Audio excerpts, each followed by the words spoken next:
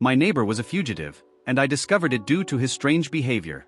When I moved into my new apartment, I was looking for peace and quiet. It was a neighborhood straight out of a postcard. Cozy houses, trees whispering in the breeze, and streets so silent you could hear a leaf crunch underfoot. What I didn't know was that behind this apparent calm lurked something dark, something that would seep into my thoughts and keep me from sleeping. My neighbor, a man in his 40s, was someone who, at first glance, didn't stand out much. He called himself Tom.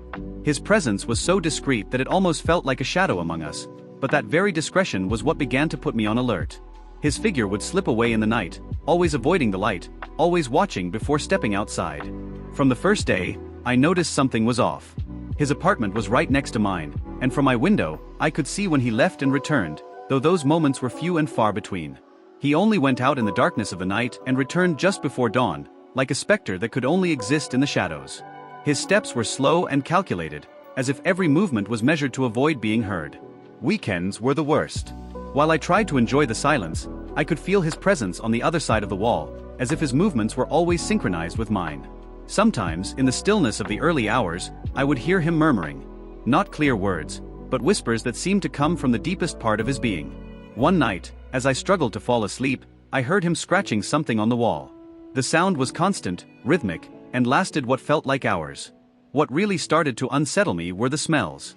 Sometimes an indescribable stench would seep through the walls, a scent of damp earth mixed with something else, something rotten. I tried to ignore it, telling myself it must be just my imagination, but the more I tried not to think about it, the more intense the smell became, permeating my apartment until I couldn't bear it anymore. The breaking point came one night when, by sheer chance, I woke up at 3 in the morning. As I peeked out the window, I saw Tom in the backyard, under the pale moonlight. He was burying something. He did it with slow, careful movements, as if each shovelful of dirt was a ceremony. I couldn't see what it was, but the size of the box he was burying sent a chill down my spine. It wasn't big, but it wasn't small either. And he was covered in sweat, his face showing a cold, calculated concentration.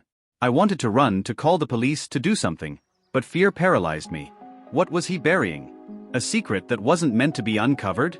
Something that, if I saw it, would do me? My hands trembled, but I didn't dare move, fearing he might see me from the yard. That night, I didn't sleep. Every sound in the dark made me jump. Every creak in the wood was a reminder that I was meters away from something terrible. As the days passed, my paranoia grew. Everything about him seemed to scream danger, his furtive movements, his eyes always scanning, always watching. Until one day, something even more disturbing happened. I received a package at my door, with Tom on the label, but upon closer inspection, the name on the label was different. It was a name I had never heard before. My curiosity led me to search it on the internet, and what I found left me petrified. The name was linked to an unsolved murder case. A man had killed his family in a fit of madness and disappeared without a trace. The police had lost his trail years ago, but now it was clear that he had found refuge here in my neighborhood, just a wall away from me. Fear consumed me. I began to feel his gaze even when he wasn't there. I could imagine him lurking behind the walls, watching me, waiting. Every time I stepped into the hallway, I felt like he could appear at any moment, smiling in that strange, empty way. Finally, I decided to take action. I couldn't continue living with this constant fear. I made an anonymous call to the police, gave them the information I had found, and told them about Tom's strange behavior.